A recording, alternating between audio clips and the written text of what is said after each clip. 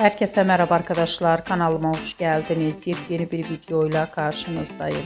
Arkadaşlar, bugünkü videomuzda Türkiye'nin güzeller güzeli Ebru Şahin'den yepyeni paylaşım geldi. Dün gece Ebru Şahin'in eşi Cedi Osman'ın doğum günü oldu. Ebru Şahin eşi Cedi Osman'ın doğum gününü arkadaşlarıyla bir arada kutladı. Ben de bu muhteşem görüntüleri sizler için YouTube kanalımda video halinde sunuyorum. Umarım beğenirsiniz. Arkadaşlar, videomu beğendiyseniz kanalımı izlemeyi ve bildirim butonuna basmayı unutmayın. Şimdilik benden bu kadar olsun. Yeni videomuzda görüşmek üzere. Hoşça kalın.